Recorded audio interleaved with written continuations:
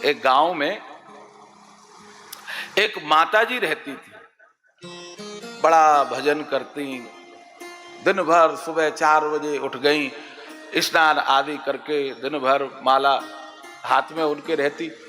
पूरा गांव भी उनका सम्मान करता, प्रतिष्ठा करता।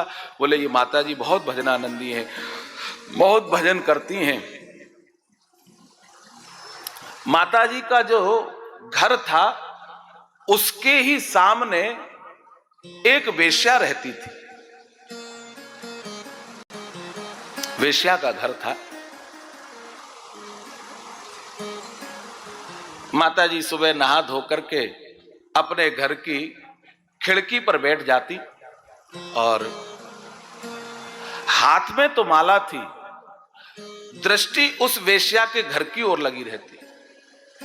अब कौन आया, कौन गया, अच्छा ये फलाने मोहल्ले वाला भी यहां आता है, ये भी आता है। मन ही मन हाथ में तो माला है, लेकिन दृष्टि उस गणिका के घर में कौन आ रहा है, कौन जा रहा है, कब निकल रहा है, क्या हो रहा है, इन सब पर थी। समय व्यतीत होता चला गया। माताजी का अंत समय आया, प्राणांत हुआ। उनके कोई था नहीं। गांव वालों को मालूम हुआ कि माताजी का शरीर पूरा हो गया है, तो सारे गांव वालों ने मिलकर के माताजी का बहुत दिव्य अंतिम संस्कार किया। क्यों किया? अरे बड़ा भजन करती थी, बड़ी भजनानंदी थी, सबका सम्मान, सबका आदर उनको प्राप्त था। माताजी का अंतिम संस्कार हुआ, खूब जोर का भंडारा कराया गया, कीर्तन हुआ, बड़ा सात्विक और पवित्र वातावरण में माताजी का संस्कार कर दिया गया। प्रभु की लीला बड़ी विचित्र है। ये माताजी पधारी, उसके कुछ दिनों बाद ही इस वेश्या का शरीर भी पूरा हो गया। वेश्या का जब शरीर पूरा हुआ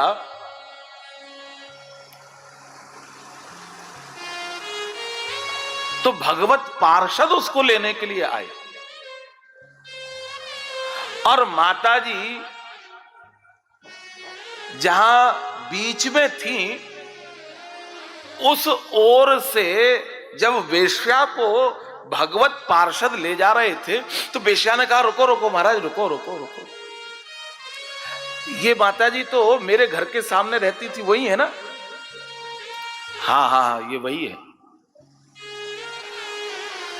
तो ये यहां कहां पड़ी है, ये कौन सा स्थान है, ये कौन सी जगह है? देवी ये नरक है। तो वेश्या ने पूछा, बोले कि मुझे कहां ले जा रहे हो? बोले तुमको भगवत धाम ले जा रहे हैं। तो वेश्या ने कहा लगता है कुछ गलतफहमी हुई है आप लोगों को, आप गलत कर रहे हैं। बोले क्या गलत कर रहे हैं? बोले जहां मुझे जाना चाहिए वहां तो आपने इनको डाल दिया है, और जहां माताजी को जाना चाहिए वहां तुम मुझे ले जा रहे। कुछ आप लोगों को सूचना गलत मिली है या आपने गलत समझा है, इसलिए मुझे आप यहां छोड़ो और माताजी को लेके जाओ। बोले नहीं देवी, माताजी तो यहीं रहेंगी, आप भगवत धाम जाओगे। बोले क्यों? ये तो इतना भजन करती थी, सुबह 4 बजे उठ जाती थी और माला लेकर के बैठी रहती थी। इनको देख करके मैं अपने उदर पूर्ति के लिए अपने शरीर को बेचती थी। तो बताओ मैंने पाप किया कि इस माता ने पाप किया है? बोले देवी, माताजी माला लेकर के बैठती तो थी, लेकिन इनके चित्त का चिंतन ये होता था कि तुम क्या कर रही हो।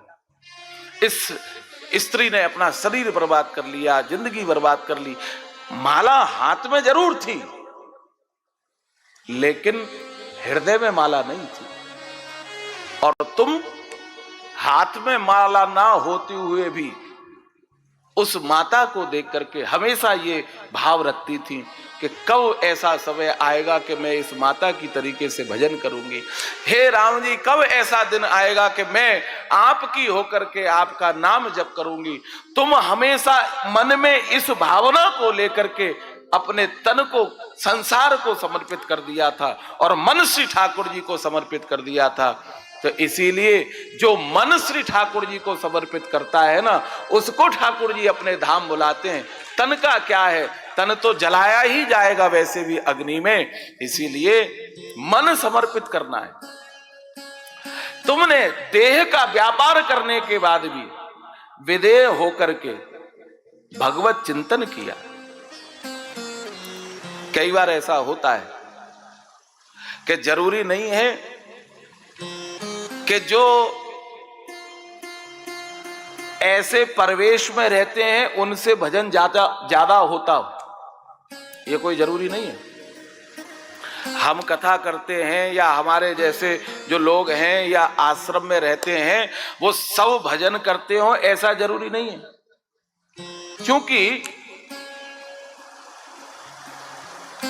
व्यवस्थाओं में व्यक्ति जब लग जाता है तो उसकी चित्त की वृत्ति बट जाती है, और जब चित्त की वृत्ति जितनी ज्यादा बटेगी, जितनी ज्यादा उसका बिखराव होगा, उतना ही जीव ठाकुर जी से दूर होता चला जाएगा।